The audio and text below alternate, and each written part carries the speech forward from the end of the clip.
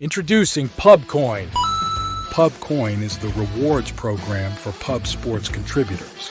Regular chat contributors share their play of the day, POD, in the YouTube chat, including the phrase POD in their message. At the end of the week, the amount of units earned are converted into PubCoins. PubCoin can be used as reward points for prizes, shop discounts, and contests. Hey, what's going on, y'all? It's Mills here, Pub Sports Radio. Do you guys want to challenge the personalities here at Pub Sports Radio? Do you guys think you're better than them at entering in your MMA predictions and picks? Would you want to get paid for it? $100? Here's how you do it, man. You sign up right here at the link below. It's just this easy. PubSportsRadio.com.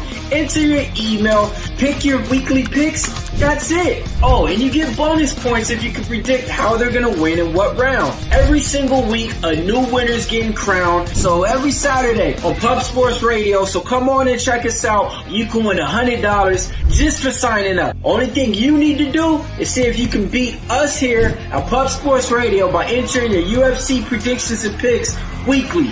Do it. I dare you. See you guys soon.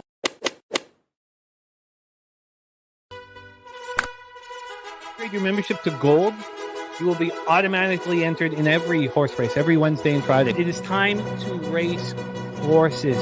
We are racing camels today. Shout out to the Gold members. We're racing in San Antonio immediately here. And we're off. 2 minutes, 74 canals on this racetrack. It's wide.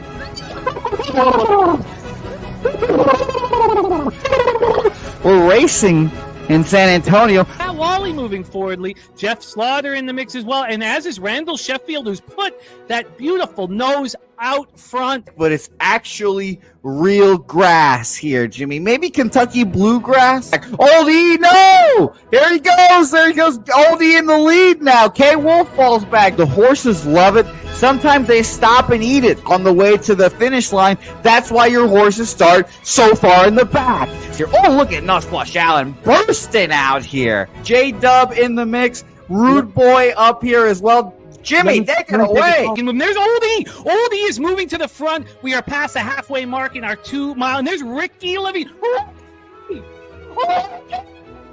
Oh my goodness, he's in the mix here. Jimmy, take it home. This is our first dog race ever. 19 seconds left in the horse race here. It's Fernando Mendoza trying to find the wire. 14 seconds left. Can Fernando Mendoza take this home? Here comes Kenny Can.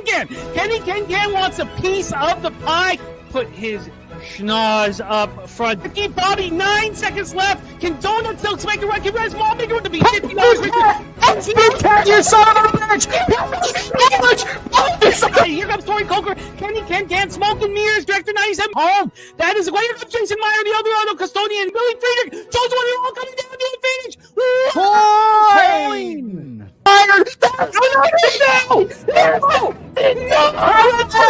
Nowhere! Oh no! Fanatical Jim!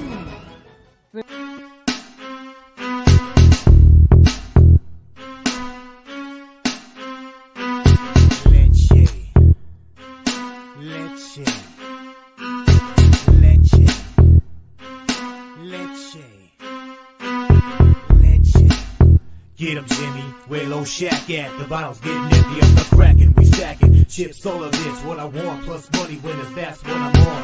You can say I'm gone, I prefer elevated Pub Sports Radio. Time to get educated, who can produce, pay the juice, letting loose with so much abuse that the bookies wanna call the truth. They're getting slaughtered, can't forget Jeff and Low Baggers in the chat. That's a legal weapon, cause we need, oh yeah, pubbing. We be pubbing!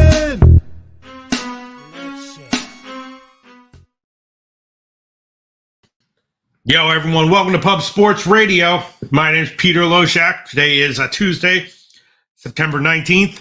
Football season. NHL and NBA not here yet. We have a good time every Tuesday. Of course, Jimmy the Bag is so busy that I do these shows solo for a while with Jose Bouquett talking MLB. We're going to have Dabby Cab talking 2 college football games, including Tennessee Very interesting to hear what he has to say about that game. We have the comments section. It's September baseball, which can be tricky but profitable, of course. Those both two sides of the same coin.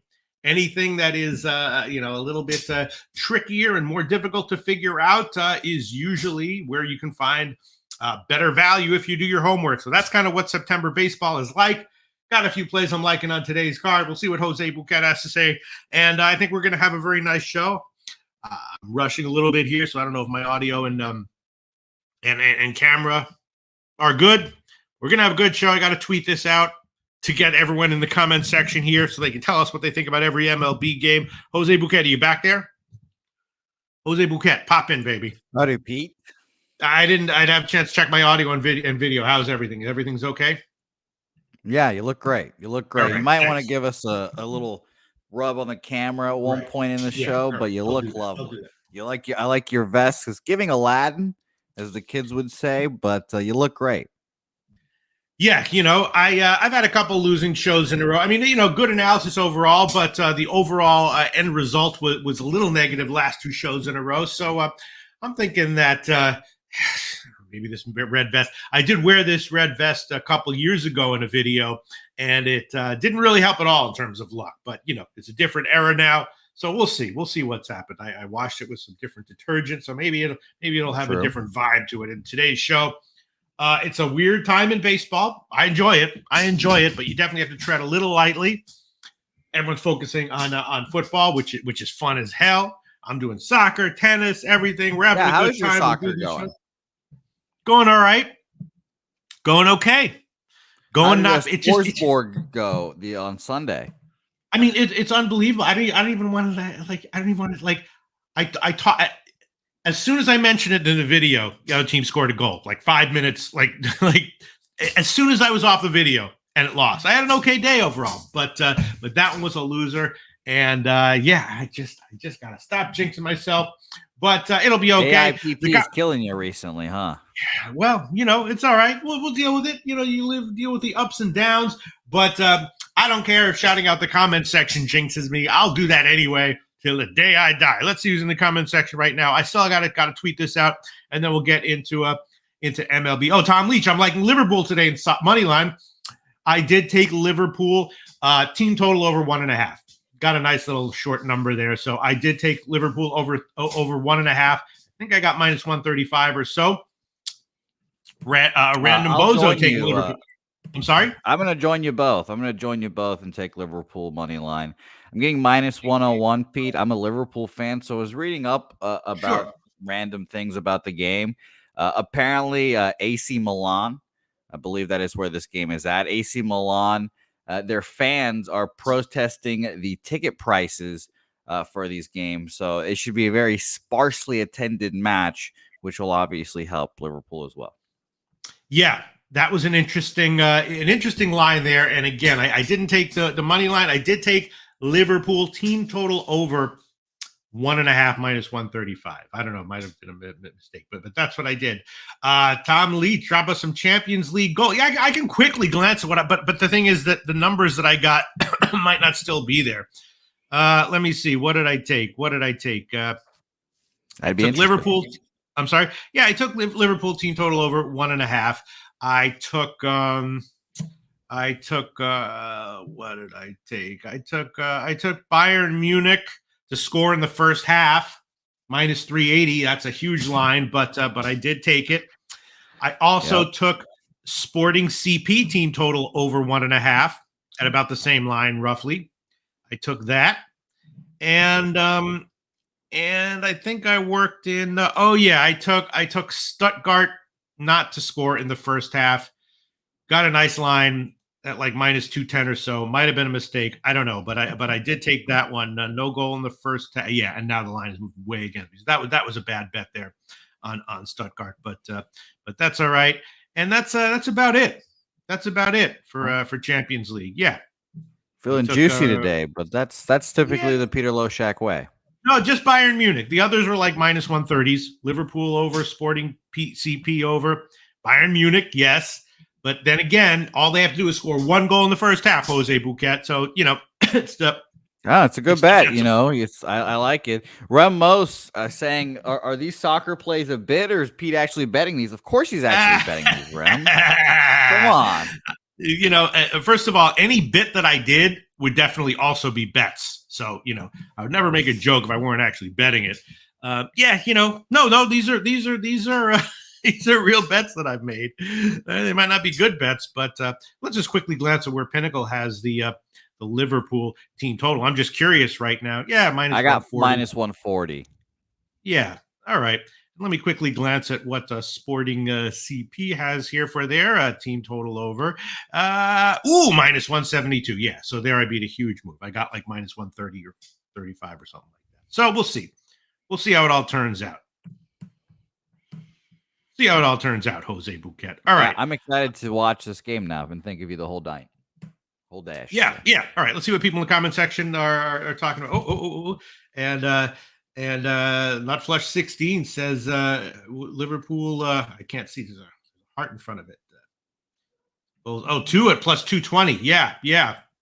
I made my bets and then I moved on. And Random Bozo says Liverpool is owned AC. Yeah. So all right, we'll see. We'll see how it all turns out. I really got to tweet. Stacks play of the day. Mystics. I didn't have a chance to look at WNBA, but Justin McElvey likes Mystics first half, and he has some Burger over 1.5 total bases. Very nice. Oh, Dan Kelly, ACC champ, Boston College, plus 2,500. That's an interesting call right there. I am definitely going to copy and paste this and look into it. Huge shout out to you, Dan Kelly. That's nice. I bet on Boston College against Missouri, and I was talking to some buddies about it. And it's funny that we think Bill O'Brien, bad coach, whatever, but he was really just a bad general manager in the Texans. And imagine the difference between a head coach in college versus a head coach in the NFL being gigantic. So it feels like he's going to outcoach every team this year, and it's going to be very interesting to watch. However, I did bet Syracuse to win the ACC preseason. Shout out to my guy Kong's Clips. He's the one that gave that to me, plus 5,000. So I don't hate that bet at all, Dan Kelly. But I love that all these big long shots keep being given out on this show on the ACC. It's very fascinating. Ooh, hell yeah. Boston College plus 2,500 to win the ACC. I'm gonna put that in my permanent spreadsheet and make sure I don't forget it. Look at it at the end of the year. Razor Sharp Picks. You shot Razor Sharp Picks. What's up, fellas? Nice 1-0 day yesterday. Now 11-1 last 12. My God. I don't know what I am my last 12, but I would guess like 5-7, something like that. You know what I mean? Huge shout out, Razor Sharp Picks. 11-1, man. Yeah. Razor Sharp Picks. Can't wait to see him at the next Pubapalooza. Hell yeah. Kong's Clip says, I love you, Peter. Thank you very much. Kong's Clips. Kong's Clips, I love you too. And yes, homo. Yes. Yes, homo. Not no homo. Yes, homo. Shout out to you, Kong. No, I'm kidding around. I missed that. By the way, Kong's Clips dominating college football this year already. No shit. Follow him on Twitter. No Give him the shit. follow, puts it all out there. Whew. By the way, Nutflush as well, also giving out BC team totals. Nice. Wow. But yes, college football has been great for our chat. Yeah, I just haven't really had time to look into it too deeply, but maybe I'll look into a BC 3 or 4 ways. All right. No. They're up for this. Come on down, Dan Kelly. Oh, wow. This coming weekend. Hell yeah. All right. Now I'm copy and pasting this. Here we go. Copying, pasting another one from Dan Kelly. Hey, yeah. Scania. It's fucking beautiful. Upstate New York, but Scania. Man, Dan Kelly. There's a guy who, everyone makes mistakes in life, but Dan Kelly did a lot of things right. Let's put it that way. Hell yeah. Huge shout out to Dan Kelly. So flattered that he's in our video, that he's in our chat when he can be. Let me see. Other comments here. All right. I guess that's it. I got to tweet this out, Jose Bouquett. Can you take over the show for like 30 seconds or 45 seconds while I tweet this out, Jose? Please do your thing. We're going to roll into baseball here, but I want to remind everyone, you're going to hit a hell of a lot of Jose this week. Jimmy, enjoying Hawaii. Hopefully, did you know that Pete? Jimmy is going to Hawaii or is in Hawaii right now. Yeah, I picked up I on don't know that. what I guess he's going on Wednesday, Thursday. I don't know what his date is. He's doing Bankroll Blitz tonight, but going to Hawaii, and he is going for Sonny's wedding. Shout out to Sonny. I believe you met Sonny at Pullapalooza as well. I love Sonny. Hell yeah, yeah. So if he's getting married, he's going to Hawaii. I keep on saying, like, Sonny, man, when you come to New York, let's hang out. So it's like, for sure, definitely. I have a feeling he's been to New York and didn't let me know. But I get you. I mean, if I weren't me, I wouldn't want to hang out with me either. So I hear you. Shout out to Sonny. Congratulations on your wedding. Hell yeah.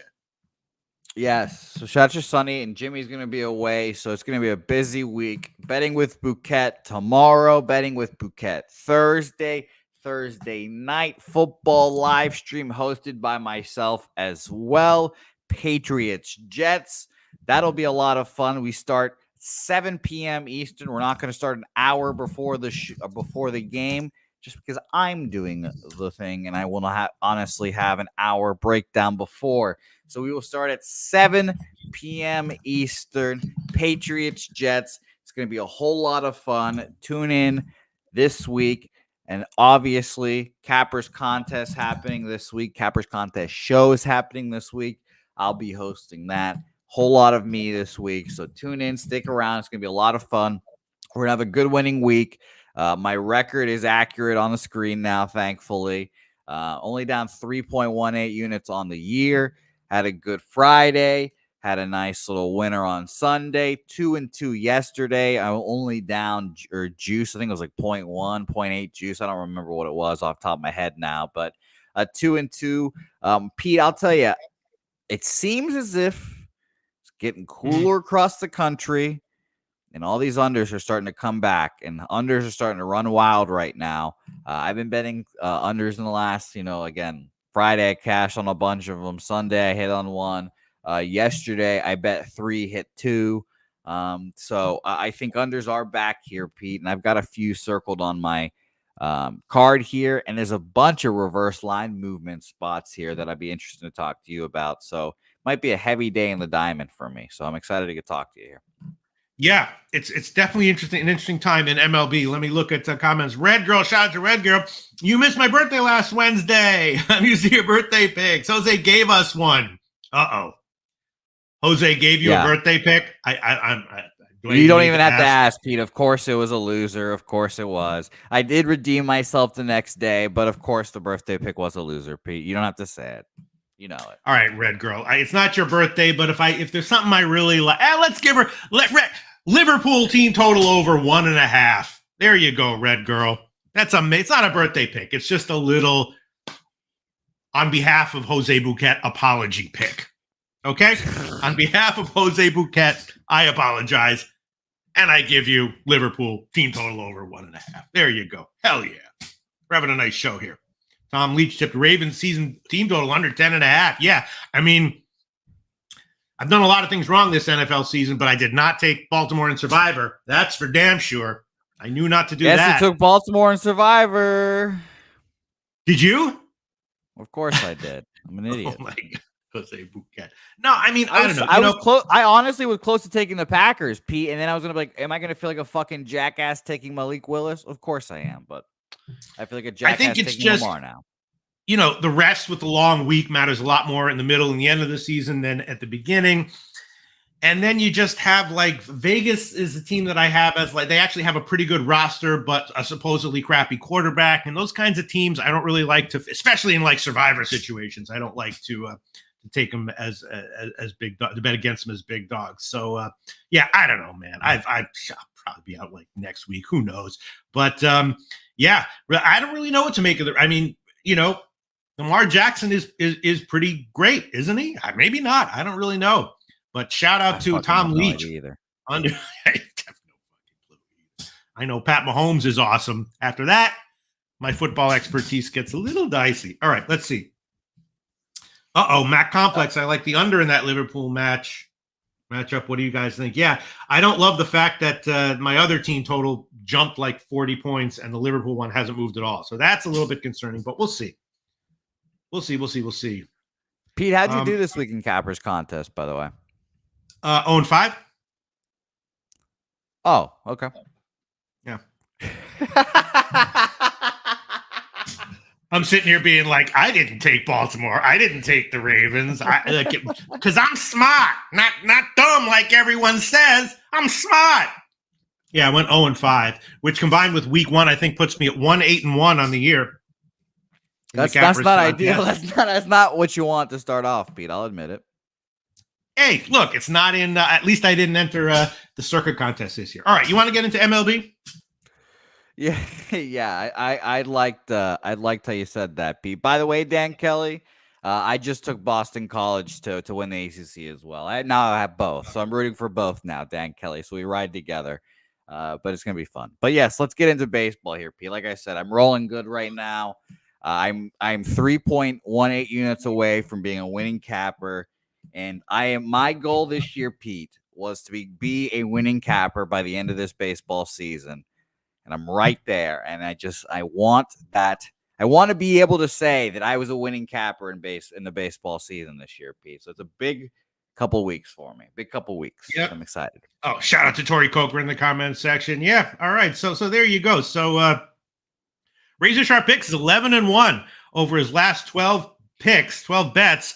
I don't know what my last 12 bets actually were, but in the Cappers contest, last 10 picks, 1-8-1. ATS. Using stale lines, 1-8-1. Right. Let's get into it.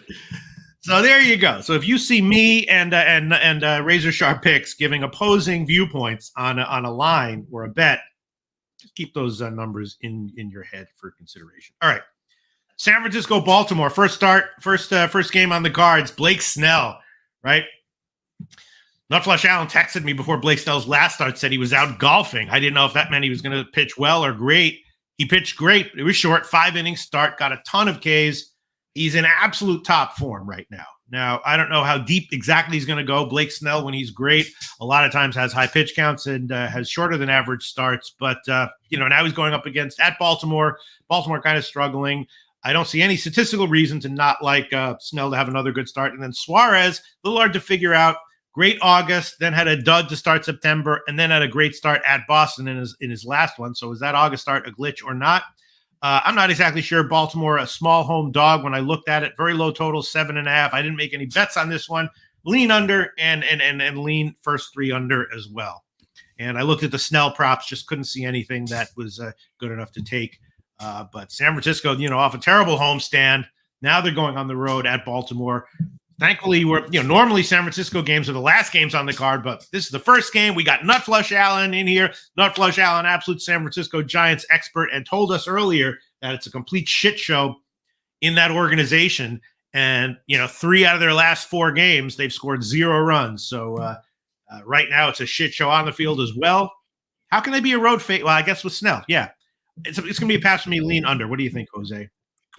On top of it being Snell, the Orioles against lefties, we'll just do a small sample size of just this month, 17 days. So you can say it's small or not, whatever. But 21 in the league, 21st in the league, I should say, in the league against left-handed pitching. 99 plate appearances, 64 weighted runs created plus. Horrible this month. If you want to, let's expand it out a little more.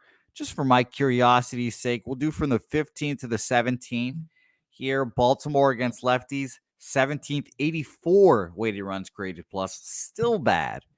So, yeah, honestly, Pete, I agreed. I lean under in this game. I didn't move on anything. I was a little worried about what Albert Suarez would do against the Giants.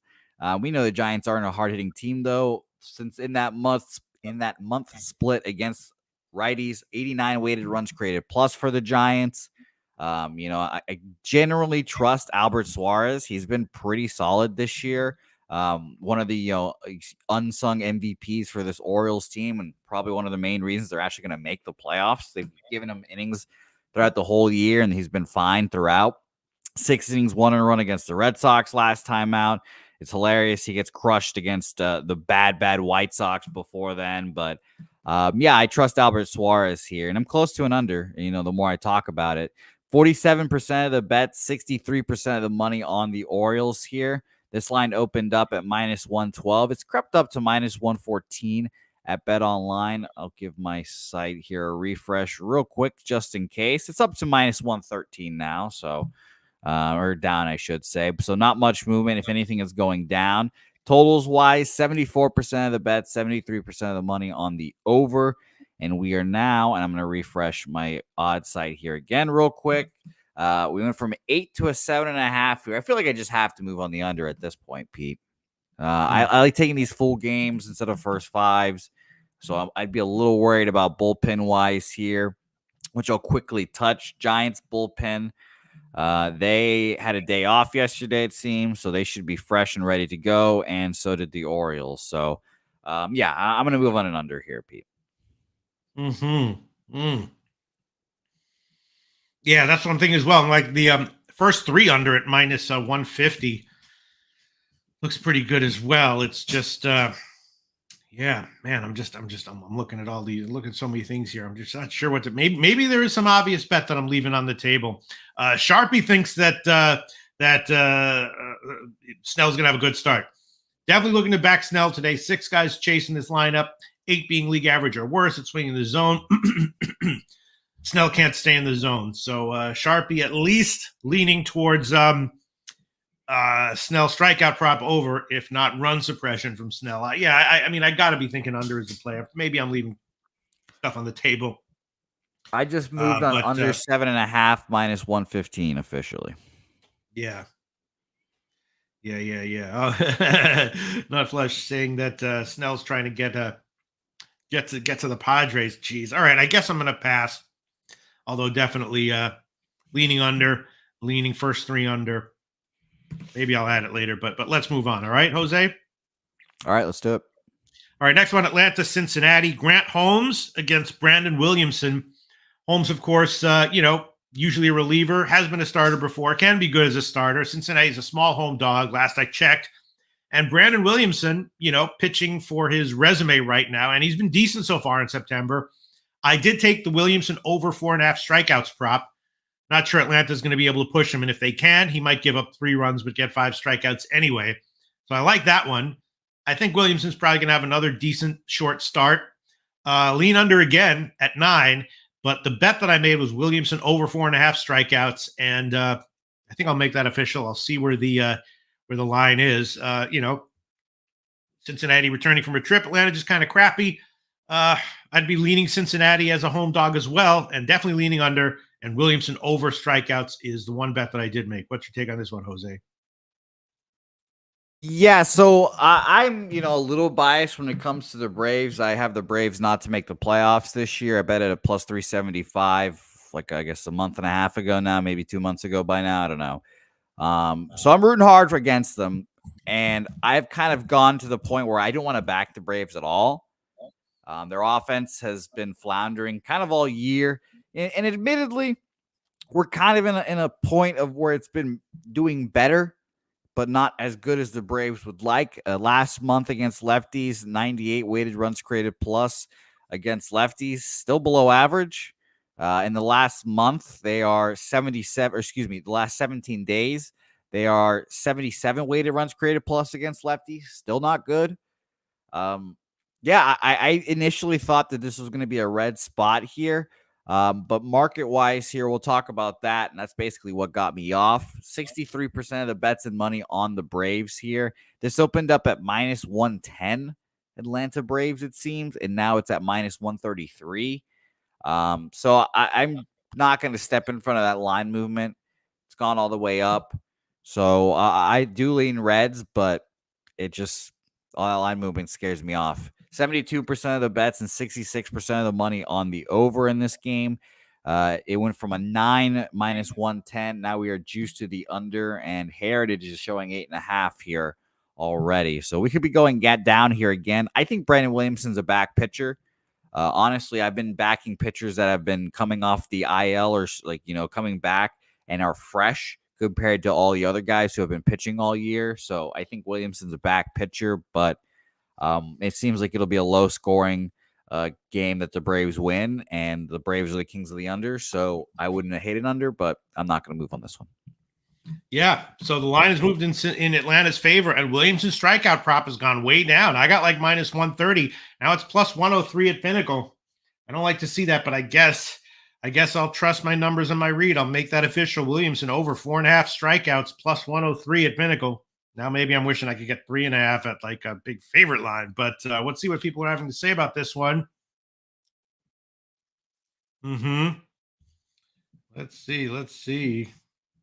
Justin McAfee says my Braves ain't dead. Yeah, I just think Williamson is a pitcher with some life to him, and that's he's the kind of guy who can get strikeouts even when he gets hit. Wow. Yeah, I don't like these spots when teams come off of playoff type series. Yeah. All right, I'm going to stick with the Williamson strikeout prop, even though it's moved significantly against me. By the way, we also have the Ron Crawford MLB dog of the day, which is Houston. We'll talk about that at the end of the show. Yeah, Mug Dog money lines like the Reds minus 1.5. All right, I guess we'll just move on. I was definitely leaning Cincinnati in the under. But let's move on, all right, Jose? Yeah, I agree with you, but it's just a line movement scares me off. All right, next game on the card, Dodgers and Miami. Bobby Miller against this guy McCoggan, who hasn't been good at all. Miller has gotten pounded. What a reversal from last year. If ever there's an easier assignment for him, this is going to be it. So maybe this will be one of his 2 or 3 run starts. My numbers indicate that. A less shitty start than average for Miller. He's been having control issues. I don't quite understand why his walks number is that low. And even though it's a game in Miami, I was thinking about running the first. Yes, one of these guys is probably going to struggle in the first inning. So I made a little bet on running the first. That's the only bet I made on this one. Miami, a massive underdog. I saw plus 180. Let's see where it is now. Miami, where is that line? I got so many shit. It's skyrocketed up. Yeah, it's right about plus 180 right now. High total of 9.5. The question is just how bad is Bobby Miller and just how much of a break does he get pitching against Miami in this park? What do you think, Jose? Yeah, I stay off this game, kind of staying off the Marlins as a whole now at the second half or the back half of the season, whatever you want to call it now. They're a cross-off team to me where I just don't think I can move on them unless there's just like a big market like green flashing light. 85% of the bets, 79% of the money on the Dodgers here. It's gone from minus 188. We're up past 200 now. And 72% of the bets, and actually, no, wrong one. 73% of the bets, 72% of the money on the over in this game here again. And it's been slight movement down, but none really to get me either way. So maybe he pitches well. I'm not going to take my chances here. Maybe if I had to make a bet, it'd be a Marlins first 5 team total over. But no action here. Shut the Stacks, though. Stacks is Jake Berger over 1.5 bases here. We're trying to heat up Stacks again, and I feel like today is the day, Justin. So I wish you luck and shot to Stacks. Stacks, stacks, stacks, stacks, stacks, stacks, stacks, stacks. Stacks, stacks, stacks, stacks, stacks, stacks, stacks. All right, I'll tell you what I'm going to do. It might be a loser, but it's the line has gone down. I'm going to take a run in the first, yes, minus 107 Pinnacles. That's a very low line at Pinnacle for this. Run in the first, yes, minus 107. Current line at Pinnacle, and if it loses, I won't get too burned by it. But Miami, I think they have some. Obviously, the Dodgers could put up 2 in the top of the first, and then you're gold. But I will. I'll just make that an official play. I did bet it, and I'll make an official play. Let's look at the comments section. Tom Leach, Dodgers hitting quite well. No, yeah, oh yeah, quite well, yes, for sure. Let's see. Joey Marinaccio, the DAP cap, going with Miller under 17.5 outs at minus 135. Yeah, any Miller overvalued pitching prop is something that I've been thinking about all year. Yeah, absolutely. I'm just going to take run in the first, yes. and that's about it. All right, let's move on. Jose, you ready? Yeah, Sharpie just said that the Dodgers have Tony Gonsolin in the minors, and I haven't thought about Tony Gonsolin in ages now. That was a flash from the past there. Jeez. Yeah, for sure. I bet him at times. I can't remember how good a read I had on him. All right, Minnesota Cleveland's the next game. Zebby Matthews against Gavin Williams. Two starters who are, kind of vulnerable. Minnesota's been slumping. Cleveland, kind of has their number. They won yesterday at the line. I didn't bet it, but at the line, like minus 130, my numbers indicated Cleveland was a good bet. The Matthews hit prop was suspiciously low, so maybe that was a sucker play, but I did hit that a little bit over just 4.5 at minus 137. And I was leaning first three or first half over, but I didn't bet either one of those. Zebby Matthews, is a guy who more so at home. I like to bet on getting his strikeouts, whether he has a good start or not. Don't understand why his hits prop is so low here. Leaning Cleveland. I bet the Matthews hits prop. I'll probably make that official. And then Gavin Williams, not exactly sure what to expect from him. High volatility from him. When his control is good, he's very good. When his control is not good, he gets hit. In general, he's gotten hit more than not this year, but definitely the potential is there for him. Leaning Cleveland minus 130, and I will probably make the Matthews over 4.5 hits official. What's your take on this one, Jose? Yeah, I thought this line at minus 120 was a little suspiciously cheap, and it's gone up. Now you got it at minus 135, like you mentioned.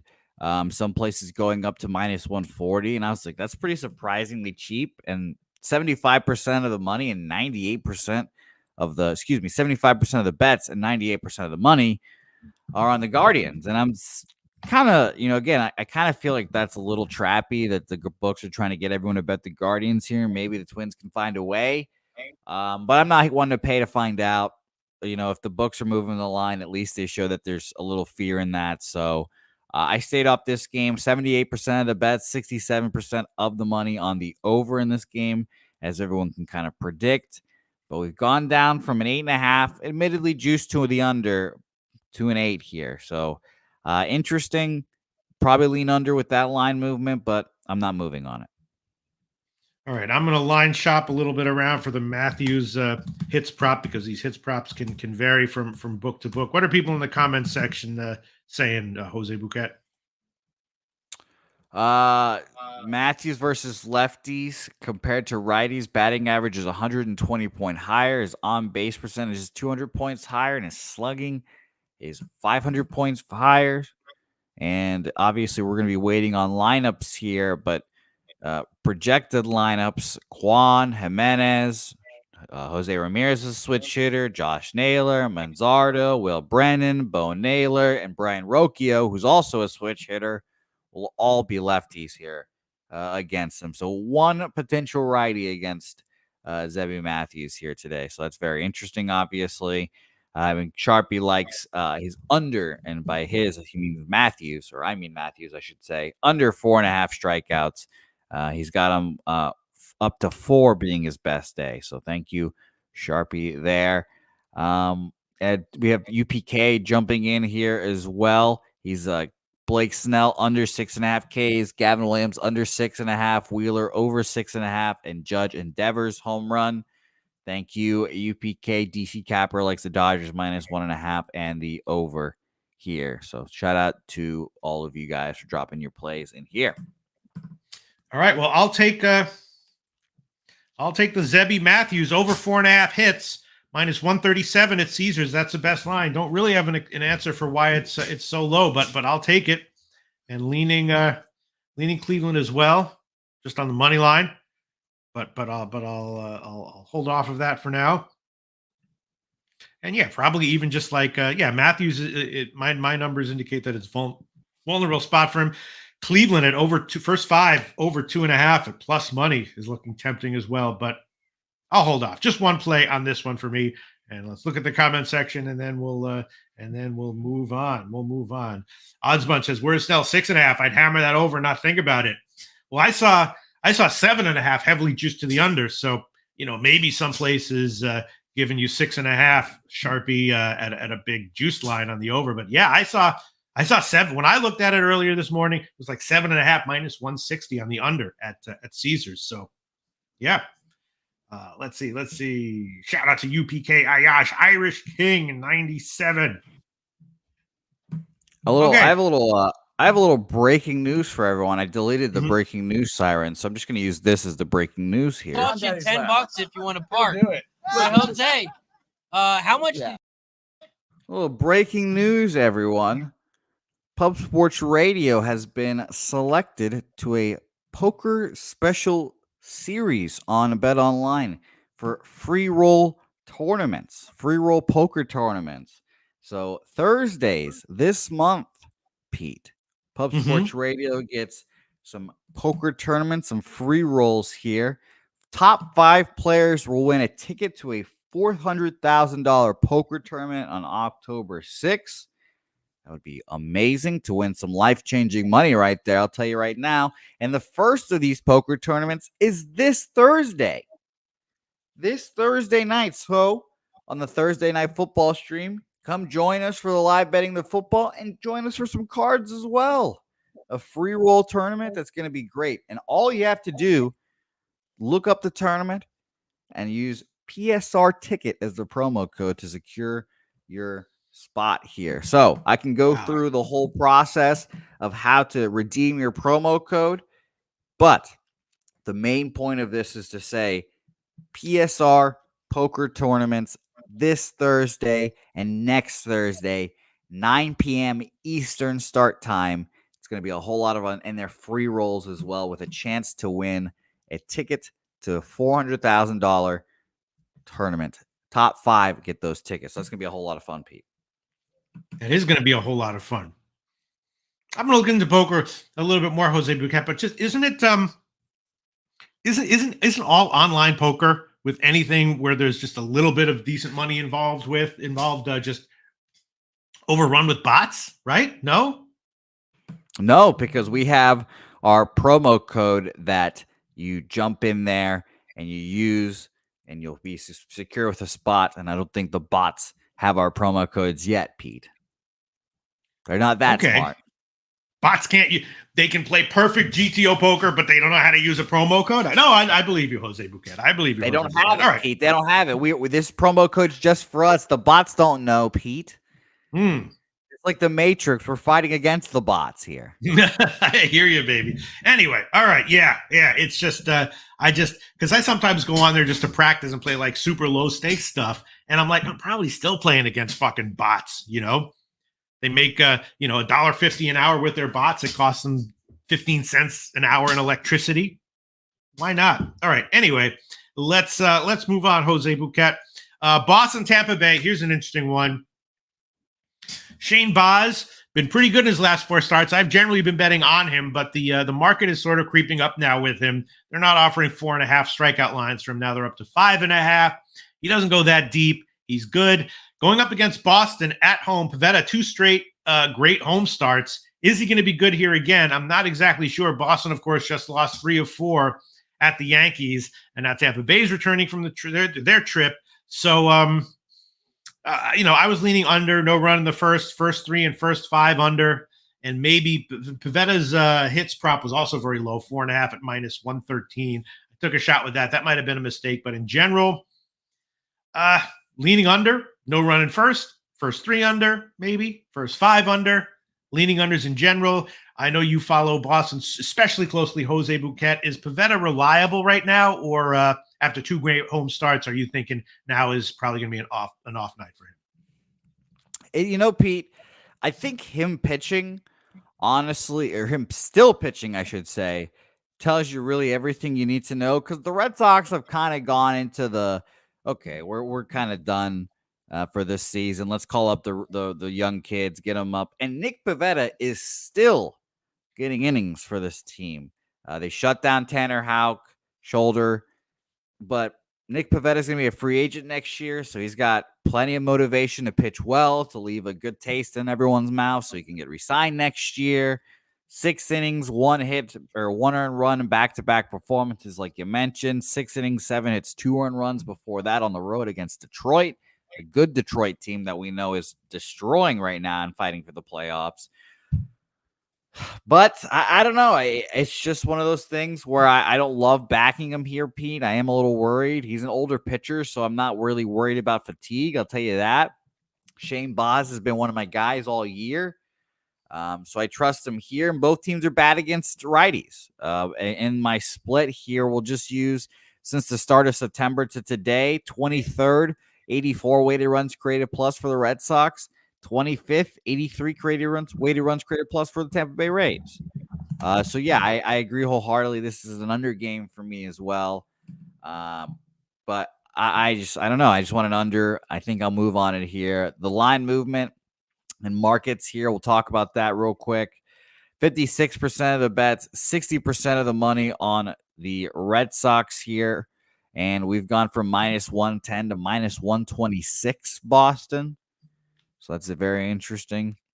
And for the total, 78% of the bets, 81% of the money on the over. I don't understand why everyone bets the overs consistently still, but we've gone from a juiced 7.5 minus 120 to the over down to even both ways at minus 110. So I think I'll be on the under train with you, Pete.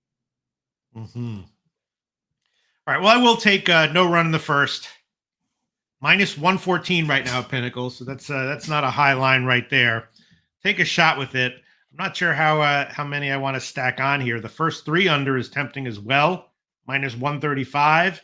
First 5 under at like 4, minus 105, or 4.5 at like minus 130 or so. Tempting also. Yeah, Pavetta's pretty good, isn't he?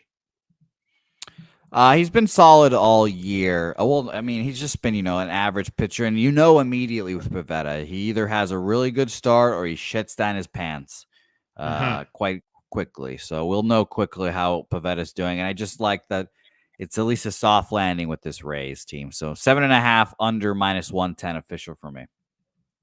Yeah, I also took a small shot with under 1.5 walks from Pivetta. That's moved about 8 cents in my favor. But maybe I'll just out of stick curiosity, with Pete. Are you sticking with first 5, nerfy first 3 to avoid the bullpens? Is there a specific reason?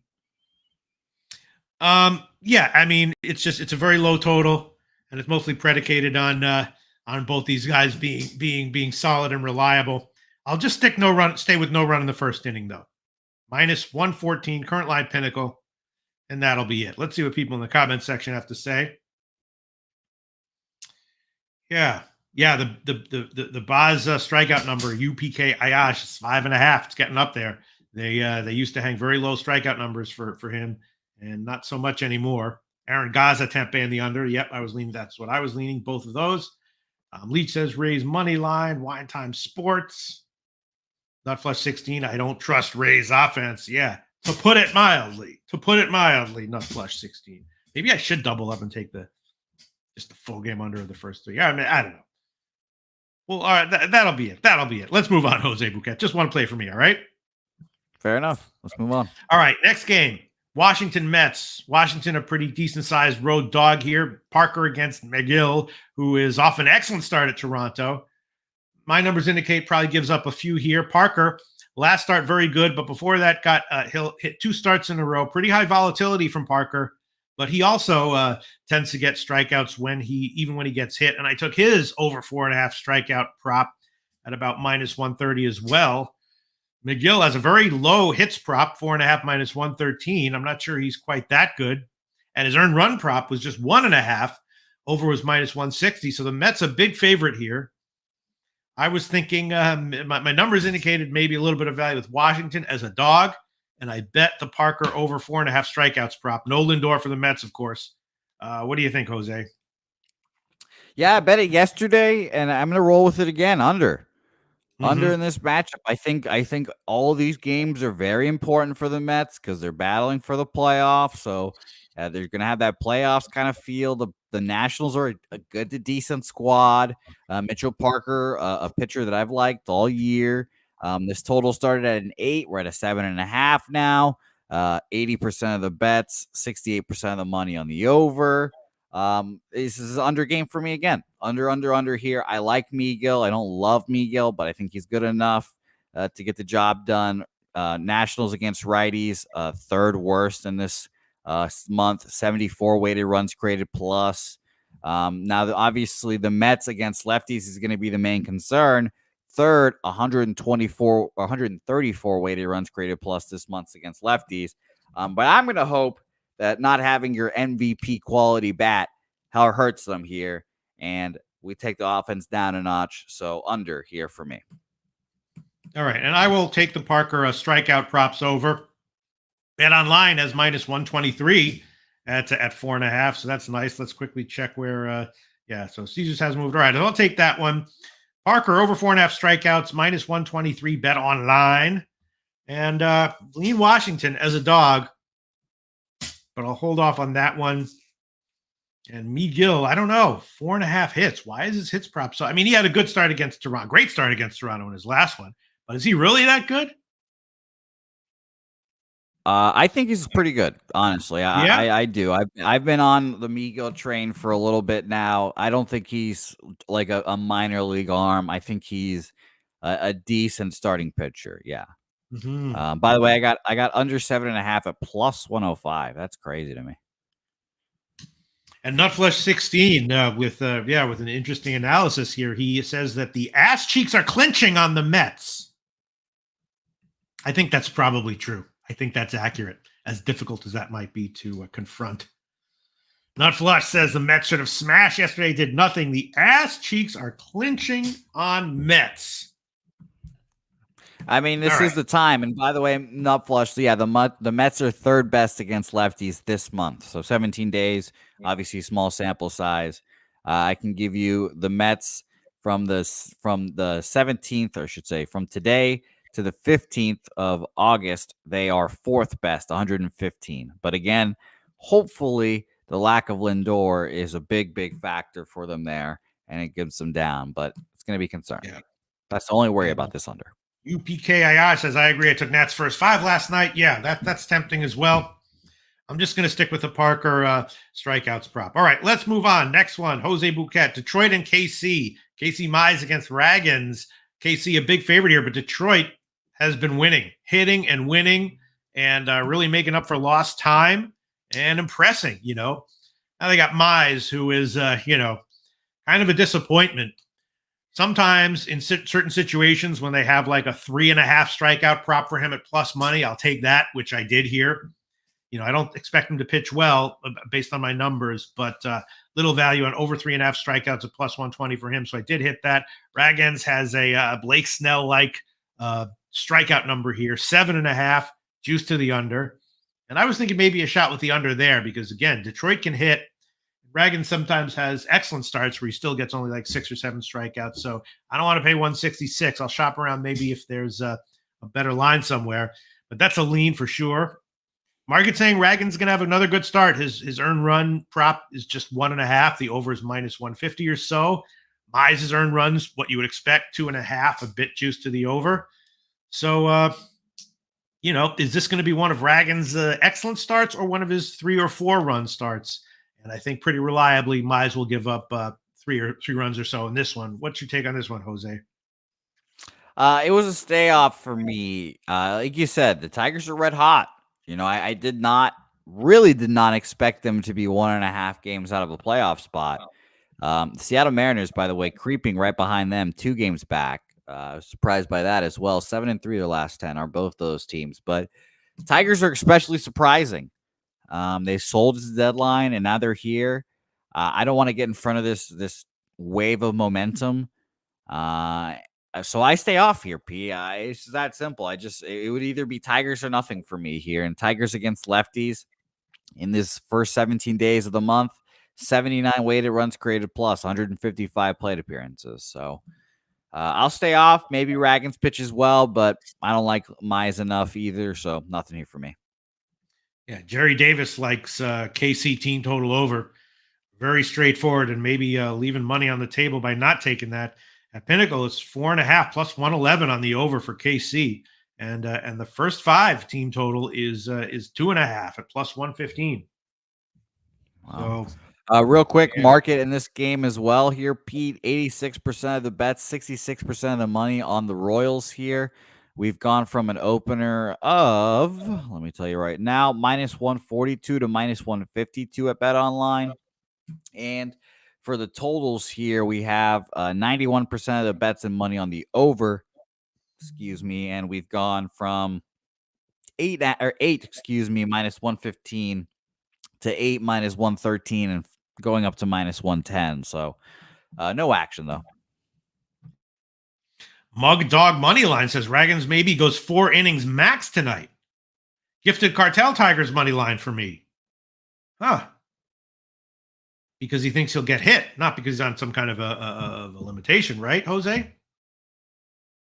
I think, my guess would be that's what Mug Dog is saying here, but I don't know. I could easily see the Royals wanting to hold back on Ragans because they're trying to make the playoffs, but I think it would be pretty bold for the Royals to do that, when they're not, all the way in the playoffs. But I'll say 173 innings pitched, by far his max he's ever thrown. So, yeah, he's coming off a couple of nice starts, isn't he? I'll tell you what I'm going to do, Jose. I'm going to take the under for him on strikeouts, even though it's juicy. You can play the video if you want. I'll shop around to get the best line, but Ragans under 7.5 strikeouts. I'm going to shop around to get the best number. I don't like the spot for him necessarily. Let's see. We got Bet Online minus 159. What do you think about that? Is this a bad spot for him? I think it might be.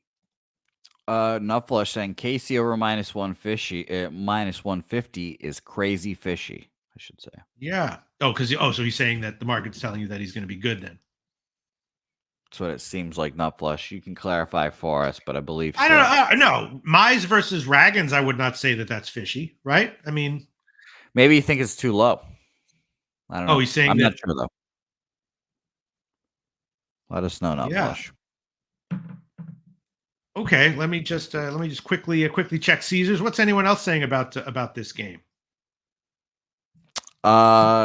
Jerry Davis mentioning the weighted runs created plus for Detroit, 71 against left-handed pitchers, 29% K rate. Loshak, Gifted Cartel mentioning the Tigers have won their last 6 road games against AL opponents. DC Capper on the over 8 in this game. Very interesting. Robert Franklin likes Tigers money line, and so does Gifted Cartel. And you mentioned Jerry Davis, team total over for the Royals there. Justin McKelvey likes Ragans over 6.5 strikeouts at minus 147, and he has Salvi as well over 1.5 bases at minus 113. Yeah. I'm looking over. Hold on one second. I mean, all right, I'm going to hold off on the Ragans strikeout prop. I won't make that one official, but that's definitely a pretty strong lean. Even if he has I could easily see him even having like a nice quality 5 or 6 inning, 1-run start where he still gets only 6 or 7 strikeouts. My numbers indicate that it's too high, but I'll pass on it. Let's move on. All right, Jose? Yep, let's move on. All right, next one, Oakland Cubs. Cubs a pretty big favorite over Oakland. Mitch Spence, generally very effective going up against Wicks, who has been generally very vulnerable, control issues, everything. The market saying Wicks will be at least a little bit okay. His strikeout prop was 4.5, juiced to the over. I took a small shot with the under 4.5 at plus 110, and I also took a small shot with over 4.5 hits at him, minus 106. Some interesting numbers from Wicks. Not exactly sure what to make from here, but my numbers indicate that he's going to be not quite as good as the market is giving credit for right now. My numbers indicate maybe Oakland first 3 as a dog. Numbers indicating Spence should be okay here. What's your take on this one, Jose, if any? I don't have much on this game. I lean Oakland, though. I'll tell you that. I lean Oakland for sure. And the market kind of agrees with me. There's not been much movement, but 86% of the bets, 90% of the money on the Cubs. And this opens up at minus 150. We've gone down 1 cent at Bet Online. Total, I just can't get to either side on this one, but I would rather have the dogs in this one. 78% of the bets and money on the over, and the total has not moved. It's gone up to minus 120 at some books. Bookmaker has it at minus 120, or excuse me, 8.5. Juice to the under, but still 8s, and I'm still not interested in either side here. So I'm off, but I lean days. Yeah, a very weird set of lines here for Wicks. I will take a shot with his hits prop over 4.5. He's had some real control issues in the past couple games. He should be able to get, make that better here, but then he'll probably have some more hittable pitches. So I'm going to take a shot with that. I'm going to take a shot with Wicks over 4.5 hits, just minus 103 at Pinnacle. Shop around and see if I can get better. What are people saying about this game in the comment section? Anyone giving any opinions on Oakland as a dog? DC Capper leans under. Mal agrees that Jordan Wicks is trash as well. Gifted Cartel saying, I don't care who on the mound. Cubs own these. Tom Leach likes the over here. And by the way, Nuffler saying, yes, it seemed too low. Maya should get smacked. All right. Heritage is minus 101. We're line shopping for every cent we can get. Let's check Bet Online. Let's check what Bet Online has. I doubt Bet Online will have better than that, but maybe they will. And Mitch Spence, he's an overachiever. Is he the real deal, Jose? I mean, compared to what else is in this rotation, yeah, I think he's not bad at all. He'll be in the rotation probably next year. I think he's a good to average pitcher. And Bet Online does have a better line, plus 100. Bet Online for that one for over 4.5 hits. I'll take a shot with that. Hopefully, he doesn't just get crushed and then yanked when he's only given up 4. But I don't quite understand what the market is saying about Jordan Wicks. But that'll be a play, and we'll move on. Let me look at the. I'm excited about this next game, Pete. I'll tell you that. All right. Next game, Philly and Milwaukee. Wheeler against Montas. Wheeler, of course, usually excellent, very consistent. Modest road favorite line for Philly. Montas off an excellent shutout start at San Francisco, but again, that was at San Francisco. Easy as assignments get right now, probably in MLB. And I think that my numbers indicate Philly should get to him here for at least a few. I did take a small shot with the under 5.5 strikeouts from Montas. And the Philly first 5 line, I hope it's not trappy. I don't know. It looks maybe a little bit too easy, but no reason to think Wheeler won't. I mean, except for that Milwaukee, is a fearsome team. But Wheeler should have another nice start. Montas should give up a couple runs. I did. I would lean Montas under outs prop as well, but I just took the strikeouts prop. And Milwaukee, a quality team as a home dog here. What do you think, Jose? Yeah, so and it'll probably be like this for a long time, but Milwaukee is going to be the most underrated team going into the playoffs. They're a good team, a really good team, honestly. And I think this would be a very interesting playoff matchup. And the market in this game, I think someone said in the chat, is fascinating in this game, Pete. 71% of the bets are on the Philadelphia Phillies, but 81% of the money is on the Milwaukee Brewers here. So sharp action, big bets, it seems like, on the Brewers here. This line opens up at minus 142 at Bet Online. It is now down to minus 127 at Bet Online. Bookmaker opened this at minus 145. It's at minus 126 there. It makes me feel like Frankie Montas pitches well here. Frankie Montas pitches well. The Brewers do what they do. Their bullpen comes in, pitches well, and they find a way to win a low-scoring game here. Only bullpen guy they used yesterday was Hobie Milner, so their bullpen should be fresh, ready to go. Devin Williams has not pitched since Friday. I like the under here, and I like the Brewers in this game a lot. So I'll make both official. Market in the total, I'll mention here, 75% of the bets, 77% of the money on the over, and we've gone from a 7.5 to a 7 juice to the over here. So I do think, obviously the Brewers are not the fearsome hitting team. We all know that, but I think they'll small ball. think they'll bullpen, and I think they can find their way to a victory here. So both will be official for me. Under 7. Under 7 is minus 102, I believe. Here, we'll double check.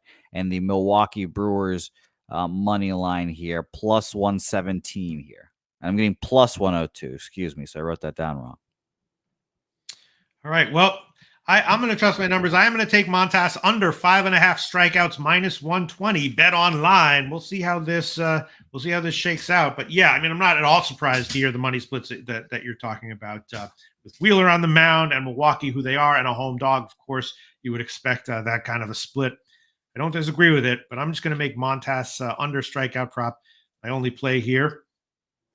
Aaron Gaza says take the Brewers. Fernando Mendoza like in the over. Nutflush 16 says Frank Softoss is due to get crushed. Yeah, I mean, my numbers indicate not a good spot for him. And I also like the outs under prop, but I'll just stick with the strikeouts prop. Huge money on Brewers. Tom Leach, Phillies money line lean. Gifted Cartel, Brewers won their last 4 as a home dog. Yeah, when you have a quality team like that, they wind up as a home dog. It's obviously for a reason because they're going up against someone like Wheeler. But they tend to be good bets. Rem Most leans Philly. Okay, let's move on. Jose Bouquett. Next one, Pittsburgh St. Louis falter against Lance Lynn, who has 4 straight excellent starts. And Lynn basically just keeps chugging along. Once in a while, he gets absolutely shellacked. But the other starts are usually good or even a little bit better than good. Pretty impressive guy on the mound. And falter, off an excellent home start against Miami, which maybe give him a little bit of a pass for. He should give up a few here. Leaning St. Louis at the line, but I didn't bet it. I'm probably going to pass. Slight lean also to the falter over 5.5 hits prop. Lynn, it's hard for me to pull the trigger on him, but I leave a lot of money on the table with Lynn because, he strings together quality starts. But just again, right here, it's hard for me to pull the trigger on it. What do you think, Jose? Yeah, I love when pitchers like Lance Lynn or whoever come back to their team in September. He's been rested. He's ready to go. He's had 1 start back. It was good. And I think he just kind of pitches well for the rest of the season. It's a small, it's going to be like 2, maybe 3 starts left. But I think he has a pretty decent starts because, again, he's just fresher than these other guys that have been throwing consistently. And Bailey Falter has been just pitching great, honestly. It's such a roller coaster ride with his season. Starts off horrible. Paul Skeens comes up. He gets crushed every day after Paul Skeens, and he kind of figures it out. And now, he's pitched well last time against Miami. Cardinals against lefties this month against maybe a small sample size, 17 days, 13th, but still 83 weighted runs created plus. Whole league not hitting lefties right now in September. But I don't know, Pete. I just thought another under here. I really did. I just thought maybe I'll just drop back down with another under here. I considered taking a first 5 under in this one. And I've done horribly this year, Pete, on first 5 unders. That's why I've been trying to stick to full game. But I just don't love either bullpen here. So this might be the rare first 5 under I do take here. A 4.5 minus 113. I'm going to look at the first 5 line movement. For the first 5 or for the full game line movement on the total, it's went from minus 115 to the juiced over, or to the over, I should say. And it's now minus 113 to the under here. So what did you think about that, Pete? I'm sorry. What? Sorry. What is it? The about the total here. Did you lean under? Yes, I lean under. But here, once again, Nutflush Allen. Check weather report with Lynn if you can catch him in the heat. He struggles once his hits get all sweaty. That is something that affects starters. The best example in my memory of that was DeGrom, who was an absolute friggin' beast in all weather except really cold weather, and then he would literally become mediocre or worse. So yeah, it's. I think it's. Go ahead. Don't you worry, Pete, because it's getting colder across the country, and I think it's only going to be like 84 in Missouri today. So it should be fucking excellent weather here today, honestly. 84 is still a little hot, but yeah, you're right. It's probably like the upper 80s. Whoa, where- Mike. That's the New York talking in you, Pete. That right there was the New York talking. I mean, I don't know. 84. Yeah. It's 100 degrees every day here, Pete. Yeah. It'll be a shout out to Sharon Pulliam. Fernando Mendoza likes the under 8. And here we go. Razor sharp picks. 11-1 in his last 12. I am 1-8-1 in my last 10 Cappers contest picks. Trend is live today. Tampa Bay 0-15 when at home and plus 105 or more dogs. Goes back to 2022. Yeah. Red Wow. stocking. He's like in the Red Sox as a nice little play there. Yeah. Yeah. I mean, the Red Sox coming off of the Yankees series going up against Boz, but Boz doesn't go deep. Wow. Huge shout out to Razor low-scoring Sharp Red Sox win. I agree with I'm you, sorry? Razor. I think it's a low-scoring Red Sox win. Yeah. Which means I should probably add on like the first 3 or something like that. Yeah, not flush. CC Sabathia, so damn famous for hot weather troubles. Yeah, he was awesome. CC, 6'7", fat tub of shit, but just an awesome pitcher. You remember him, right, Jose? Yeah, I fucking hated CC Sabathia. Why'd you hate first, him? How could you hate him? How can you hate a 6'6" fat tub of shit? Well, that's what he was, a 6'6" fat tub of shit that pitched well against the Red Sox and couldn't fucking stop eating Captain Crunch cereal every fucking day, fucking 3 boxes. That's what I remember from CC Sabathia. It's funny too, Pete. I don't remember Brewers CC Sabathia. He's always been Yankee CC Sabathia to me, so I especially don't like him. But before, he was obviously a fucking sicko throwing every other game. Basically. Well, that was a nice little diversion. And Mally Mal met CC in Soho one day. Dude, tall as fuck. Yeah. Yeah. Just He's a big huge boy. dude. Oh, He what a is cool not guy. someone I would call a fat tub of shit to his face. I'd call him that. Probably laugh his ass off. He seems like, I would love to hang out with him. I think your tone would be much more joking. I think my tone would be much more malicious. Yeah. But I'm on the under. I'm going to be on the under in this game officially here. For A lot of first 5 comments under, about 4.5. Yeah. What a great guy. CC Sabathia. All right. This one, I can't even remember what game we're talking. Oh, yeah. Pittsburgh, St. Louis. Pass. Pass for me. I'm going to pass, but lean St. Louis, lean under. All right. Next game, Toronto, Texas. I didn't look at it because I think Bassett is not the starter. I had no line, no starter for Toronto. You know, Eovaldi is who he is. Sometimes excellent, sometimes gives up 3 or 4. I don't know if we got a line yet, but I have nothing to say about this. I'm sorry? That's fine. I have a line with Bassett. I don't have a. Oh, yeah? Oh, so Bassett is starting? Okay. Okay. I don't have any word yet that he's not, and then there's lines still out where lines out with him. So I think he is pitching. Okay. As of now. Well, I got nothing on this one. Let's see if we can skip it unless anyone in the comments section has anything about this to say about this one. I'll quickly talk about it, just market wise here. It was very interesting. I considered moving on the Blue Jays here. Sharp action on the Blue Jays. 26% of the bets, 76% of the money on the Blue Jays. Went from minus 141 to minus 131 for my guy Eovaldi here. I don't know. Again, I just that line movement had me semi-interested. I don't like fading Nasty Nate Eovaldi here. I think he's exceptional. Everyone should know this by now. But his last start, 5 innings, 4 runs against Arizona. I can kind of give him a pass there because Arizona's been red hot and just been on fire. His one before that, 7 innings, 2 runs against the Yankees, 7 shutout against the White Sox, 6 innings, 3 runs against the Cleveland Guardians. So I think he's just been generally good this year. Well, good since he's come back from injury. Bassett, everyone kind of shits on him, but I think he's a solid pitcher as well. I mean, 6 innings, 5 hits, 1 run against the Mets. He had a rocky start against the Phillies. He gave up 10 hits, 4 runs, 3 of them earned. But ultimately, I still trust Bassett in a tight spot here. I probably lean under again here. 88% of the bets, 82% of the money on the over here. We've gone from, let me see here. I'm on first 5s again. So let me switch to full game here. Full game, we have gone from 7.5 minus 115. Juice has gone up a little bit to the over minus 120 now. It's a little dubious of that, but I still kind of lean under here. Like Nutflush is saying, the Jays offense is brutal. He also moved on Phillies team total over, by the way. So good looks there, Nutflush. But yeah, I lean under. Two decent pitchers that I like. Blue Jays offense isn't good. Rangers don't have Corey Seager for the rest of the year. Under. And Kong's Clips, the MLB season ends on October 1st, I believe is the last day of the regular season. Look at that. Huge sharp action on Milwaukee, but not flush 16 action on the Philly team total over. Who do I trust more? Oh, you know who I trust more. Plus, there could be sharp action coming in the other way on Philly. But yeah, I agree with you, Nutflush. Down spot for Montes at the very least, according to my numbers. So I just took one bet. Maybe I should have added on a couple others, but we'll see how it turns out.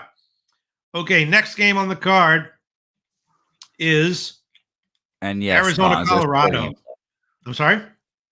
Kongs asked how many MLB games left. I thought he was talking about in the season. There's 4 games left on the card. You're probably right about that. Sure, maybe he is. All right, Arizona, Colorado. Colorado, playing pretty well at home now. Once again, a home dog. My numbers indicated that at plus 140, 135 or so, Colorado had some value. Montgomery against Feltner. Montgomery is iffy for sure. Not sure how he'll do here at Coors. Feltner had 2 nice road starts. Now he's back home. But, and of course, Colorado actually, they won yesterday, winning at home recently. And I took a small shot with Montgomery under 3.5 strikeouts at plus money. Small shot with Feltner over 3.5 strikeouts at about minus 140. And leaning Colorado first half and full game at this big of a dog line. What do you think, Jose? Give me the under. Give me under here, Pete. Ryan Feltner and Tom Lynch on the under with me. And I just saw Fernando saying another easy under here. Yeah, give me the under here as well. And I'll say this. I said it off the top. It's getting cooler. Balls aren't flying more. I know this is Coors, but still. Feltner's pitched well in his last 2, 5 2/3, 3 hits, 2 earned runs against the Tigers, who have been solid. Milwaukee, 6 innings, 1 earned run. I know Arizona has been very, very good, but we had a total from 11.5 here come down to 11. It's juiced to the over, sure, but we have a shocking 49% of the bets and 68% of the money on the under here, Pete. We don't see very many of those often, and it feels like this has gone down here for a reason. I like the under here. Wow, Noli knows saying Rockies here. Arizona is going to miss the playoffs. Good God, Noli. Maybe the Dodgers had on for that last spot, but good God.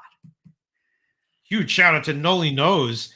Yeah, this was just kind of like at this point in the season, you do sometimes see this in MLB. A team like the Rockies, kind of at home, a big decent sized dog, but nothing like White Sox level, game in and game out. And the market doesn't catch up that fast. I definitely like the Rockies here.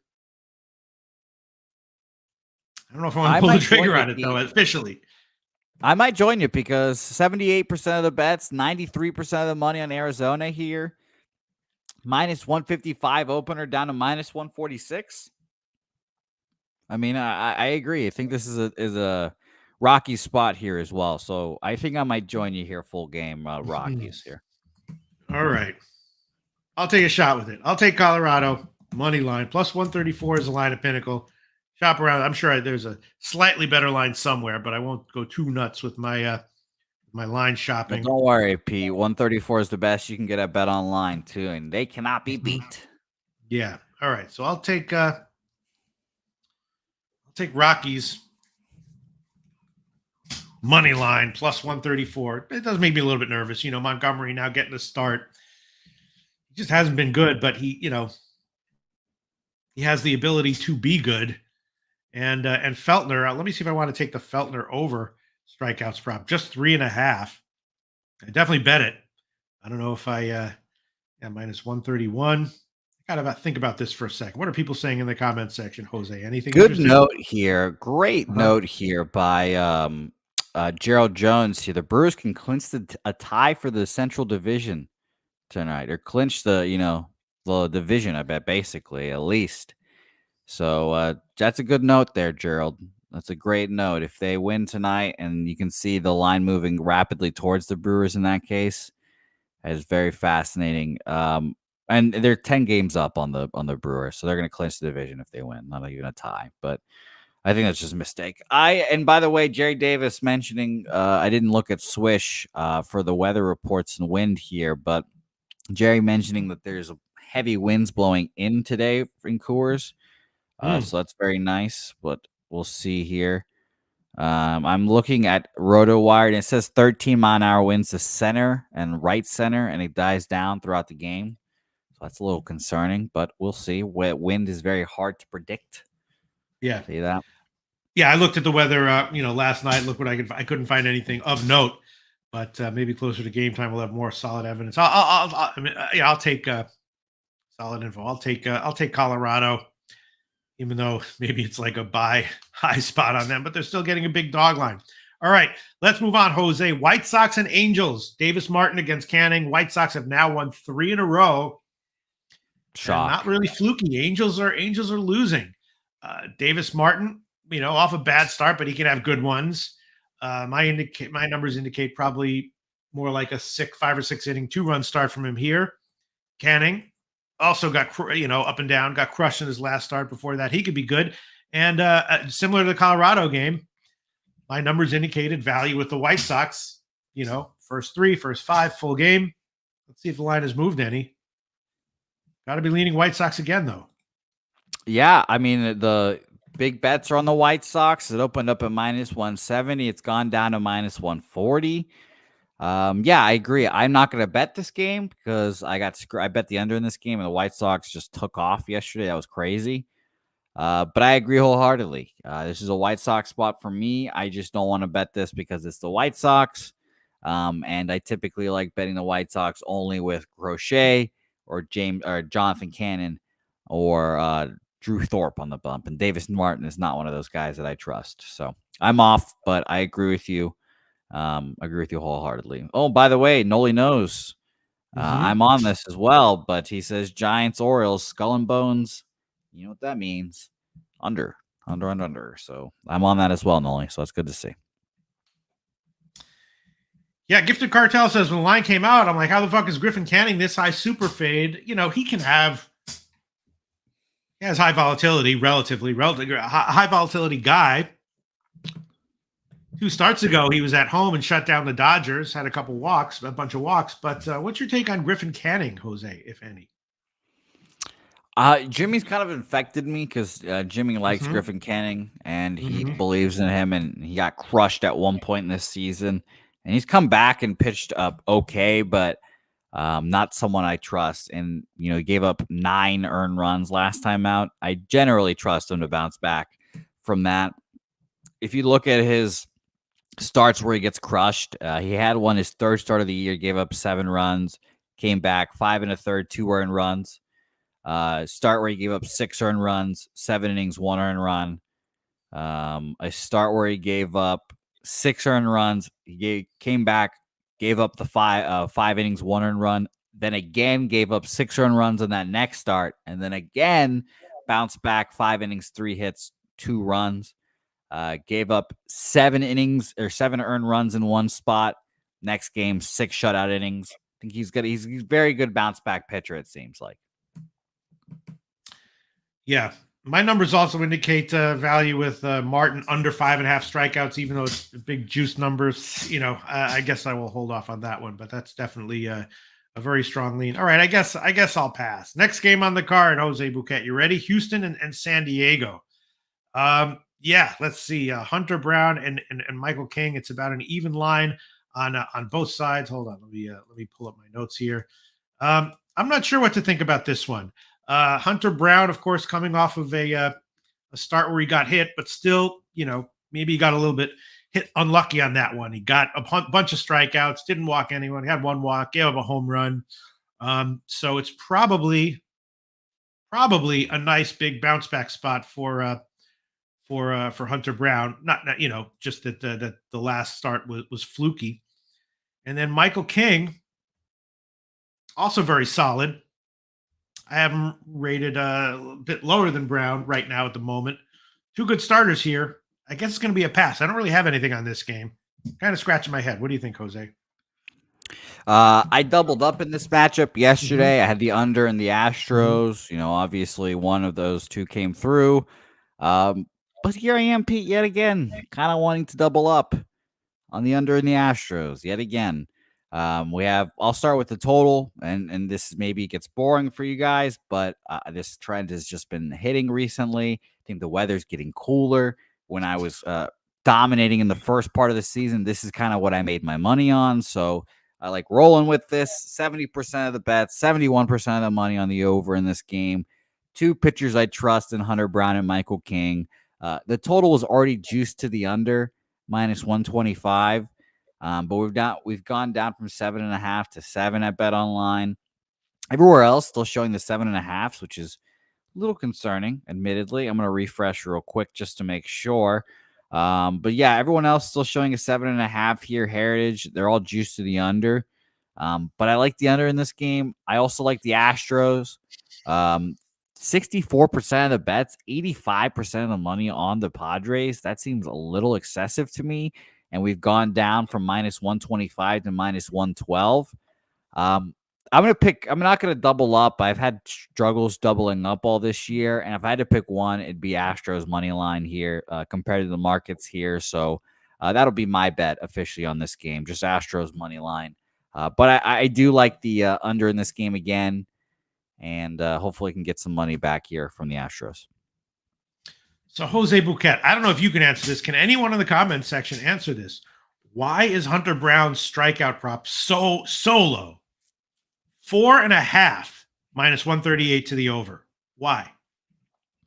That's pretty surprising. Sharpie obviously could answer this question better than me. I don't know if he's in his black book or not, but I'll tell you, the K-rate leaders, this is the best team against right-handed pitching when it comes to K-rate. And what I mean best, I mean the lowest, 17.6% against K-rate. So that probably has something to do with it there, to say the least. And Luis Arise, But those numbers include all sorts of absolute pigs and gas cans and everything, Going up against Hunter Brown here. I just think when you got a guy like Luis Arise just never striking out, he broke that streak earlier. That makes it difficult for the K props. I'll tell you that. Nutflush asking about Hunter Brown walks. Pete, do you have your number for that? The Brown walks prop, yeah, it's I don't know. I mean, it's 1.5. Heavily juiced to the over. I don't know if Nutflush is suggesting maybe under 1.5 at decent plus money. Yeah, I mean the walk props, of course, come with huge juice. So unless there's something I'm really liking, and Brown also has high volatility with his walks.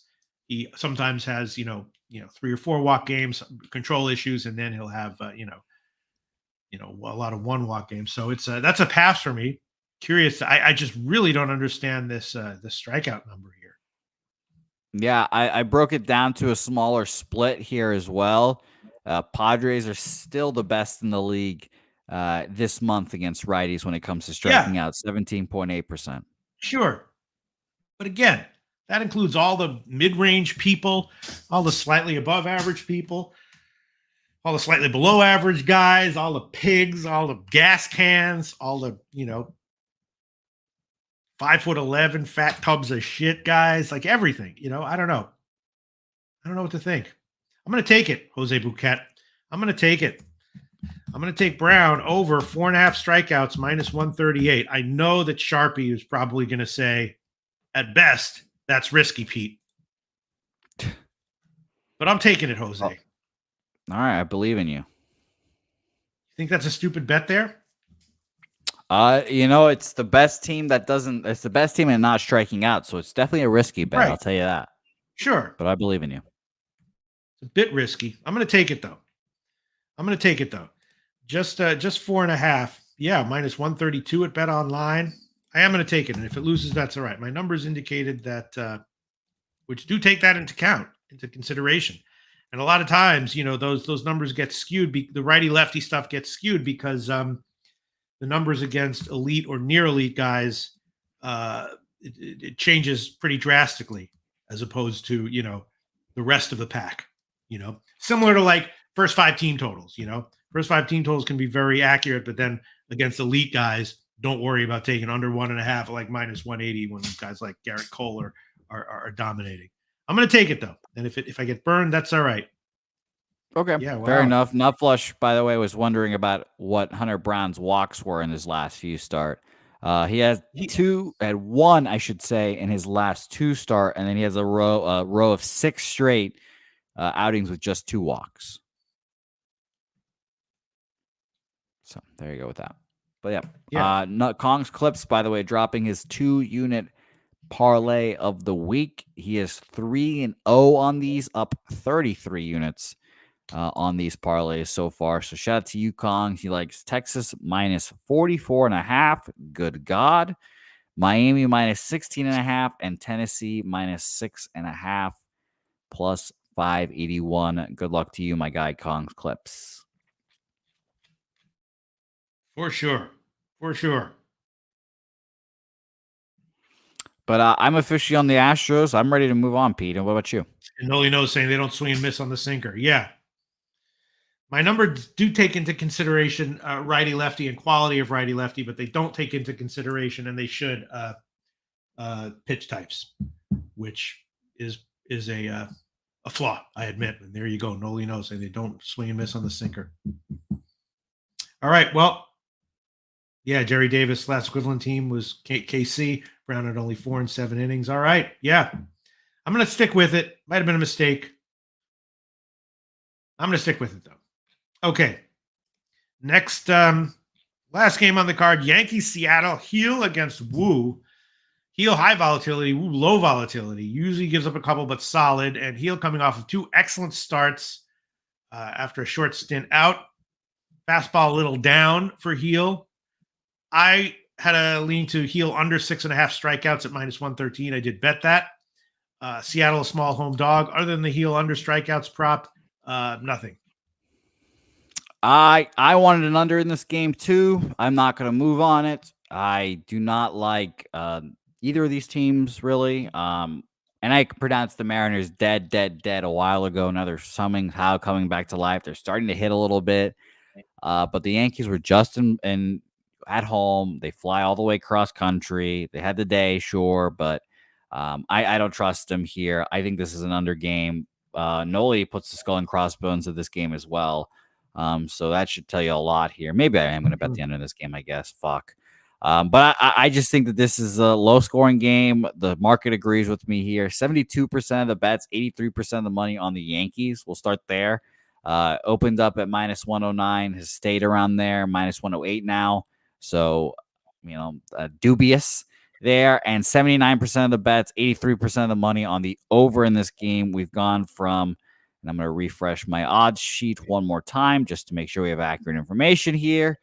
7 minus 110. We've gone to 7 minus 115 here. So not much movement on the total. Yeah, it does make me want to bet the under, admittedly. But I haven't moved on anything yet. I think this is an under game, but nothing yet.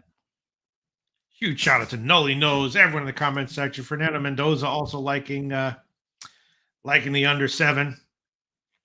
And I guess that's it for MLB. Yeah, by the way, Seattle this month have been the best hitting team against right-handed pitching, 142 weighted runs created plus. That is why they have turned on. Their pitching has been phenomenal, but I have a feeling that number is going to fall. I'm not going to move on the under in this game, but I do think that number is going to take a tumble throughout the next few weeks. Sounds good, Jose Bouquett. Now I'm all fixated on my incredibly stupid Hunter Brown strikeout prop. Hopefully I'll get bailed out by the other stuff on the card, which I think is all right. Let's go over our official plays, and then we'll go on to college football. Jose Bouquett, remind us all your official plays in this show, please.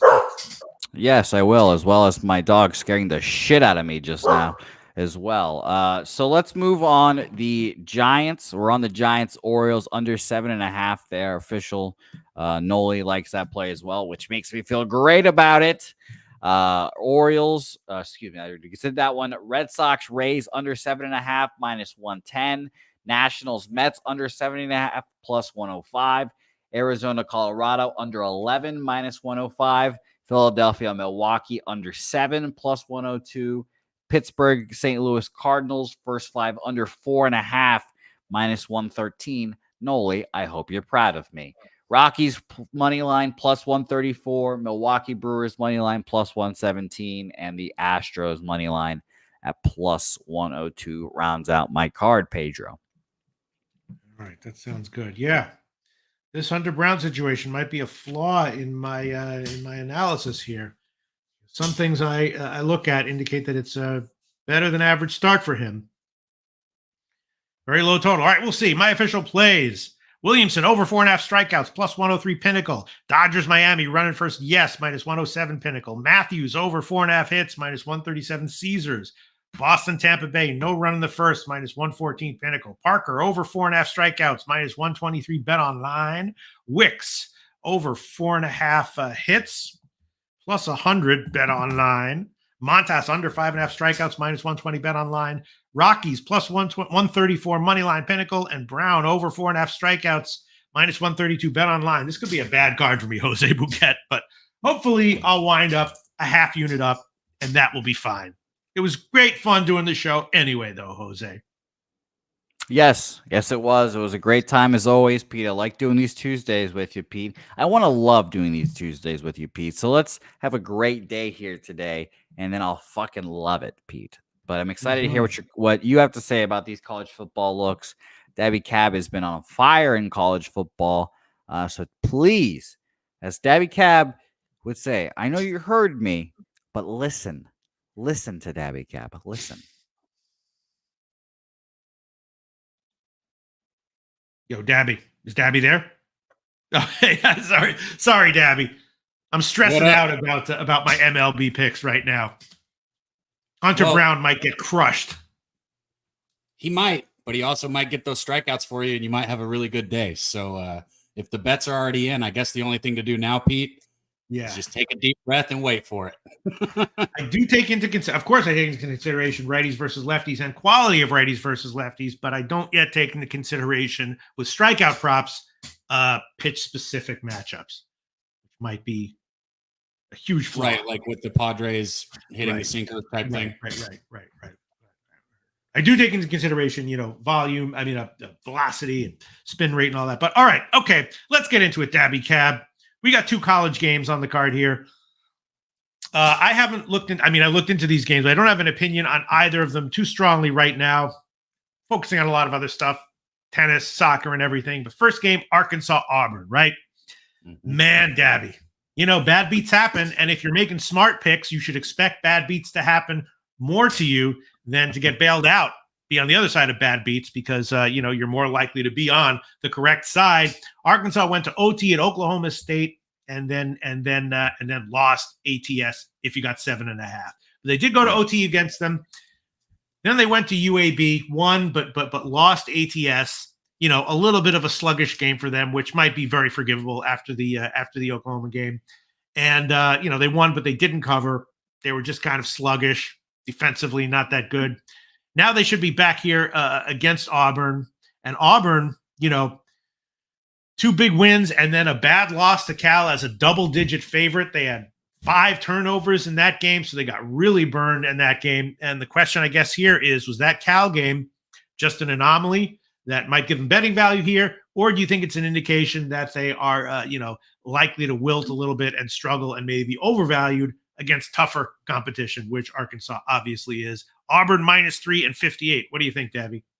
That is the question, right? It's the question with both of these teams. Whoever loses this game, they're going to be in the doghouse of the SEC, right? You're going to be sitting at 3-2, losing your game that you got to win, right? In a tough conference, this is it. Whether it's Arkansas or Auburn, whoever, you got to win, right? This is one of those ones that you really want to win. My biggest question, I think, coming into this game for either team is going to be Hank Brown, the Auburn QB. He looked great against New Mexico, okay? But we talked about it last week, right, with quantifying competition, and I'm referring to the Lagway conversation, right? We were talking about him for Florida going up against A&M. Sure. New Mexico and Arkansas are 2 different teams. I know things aren't transitional. We've said that too, but they're 2 different teams, and you quantify the competition. I don't know what to expect out of Brown here against Arkansas. I really don't. Last year, if we talk about last year, right? Jarquez Hunter had a field day against Arkansas. But again, that is last year. And I think Auburn's going to be trying hard to get him the ball to open up the field here for their quarterback, Brown, right? Because that's got to be the MO. And what that makes me think, Pete, when I think about running the football against Arkansas, I think about what I saw with Oklahoma State and Ollie Gordon, correct? Because even though Arkansas lost that football game in overtime and gave me a horrible beat, they dominated that football game. On offense, they had 500 yards against Oklahoma State. So they are moving the ball up and down the football field. And on defense, they had, they muffed a punt. They had like just some huge mistakes that just can't happen. Outside of basically trying to lose that football game, they played a better game than Oklahoma State. They just lost. And I think that's a part of it. And the more I think about that game and this game, I think Auburn is going to look a lot like Oklahoma State did. And even though Arkansas burned me, I'm going to go back to the well here. I'm going to be on Arkansas first half. I think I like the way Petrino comes out. I like the way his offense starts. I like getting in his scripted plays for Arkansas. And I want to talk too, one more thing. We always talk about, QB play. Jackson, right? Jaquindon Jackson, he's averaging 132.3 yards per game, and he's got 6 touchdowns already. I know it's early and, hasn't been the stiffest competition outside of Oklahoma State, but the dude has been on fire. And I think he keeps opening the field for Taylor Green. And the more you get Green open, I think Petrino I think he has success against an Auburn team that's just not quite ready to take that next step. So I got Arkansas in the first half. I might take them on the money line full game also. Wow. All right. Well, Pinnacle right now has +3 -130. We can give you that line. Would you like that for the purpose of this show? Is that a full game line? No, that's the first half. Are you serious?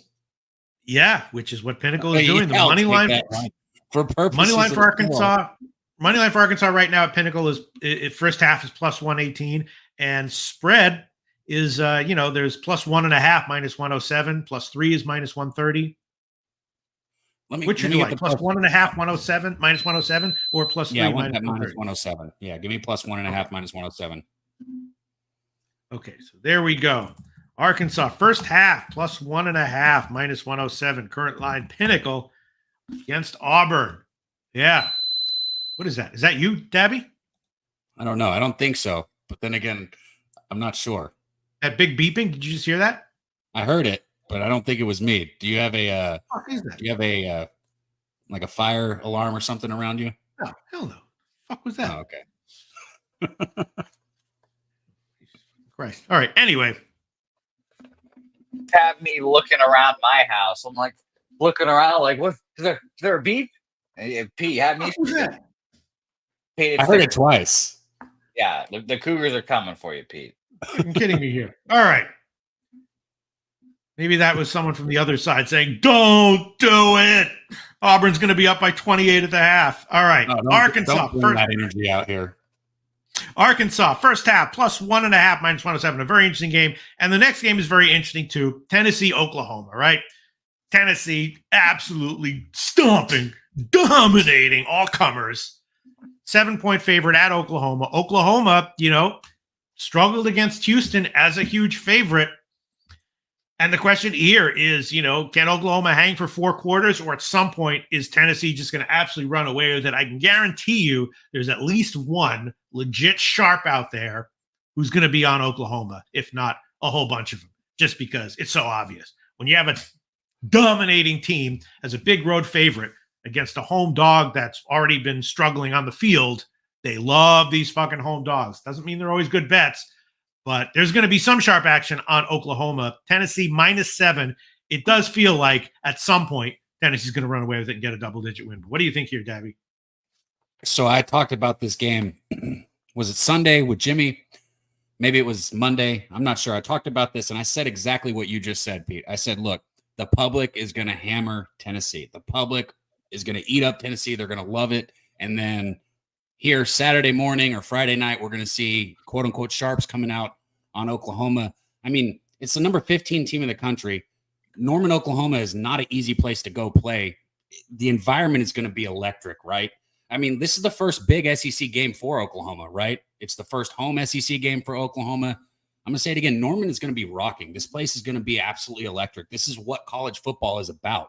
And this isn't, not trying to throw shade at, North Carolina State, but Oklahoma's not them. Okay. And NC State was a question mark coming into this season. But I will say this about Tennessee. They're one of my favorites to win it all this year, or at least, be in that playoff picture. People ate up me calling him Millionaire Nico in the comments. So I guess I'll do it again.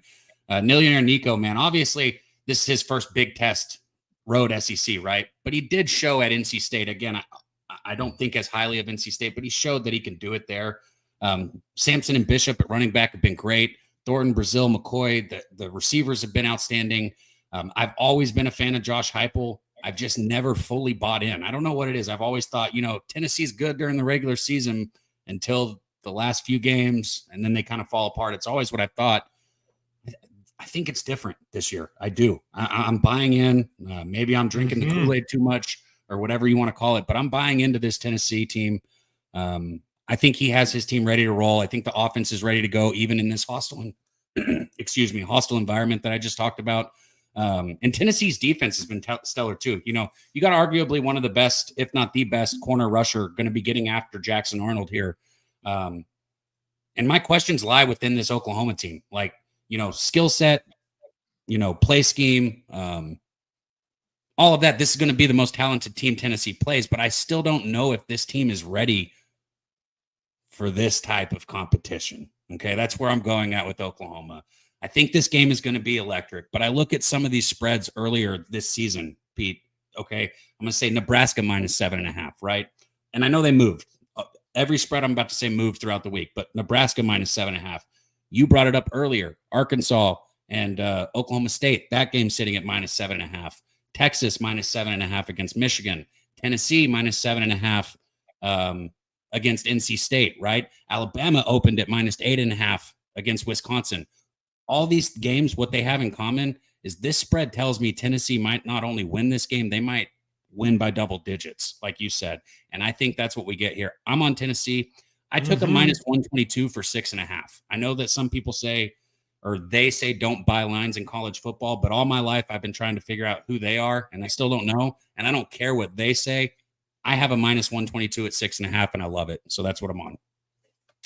All right. Tom Leach says Tennessee, my favorite bet on Saturday. Kong's Clips. Tennessee wins by at least 2 touchdowns. Mark my word. Yeah. Noli No says my Pop-Tart was ready. Thank you very much, Noli. I can't disagree with you. I cannot disagree with you. It'll be interesting to see how much sharp action does actually wind up coming in on Oklahoma. Maybe none. We'll see. I'm sure some is already in there. Although, I'm sure they're waiting.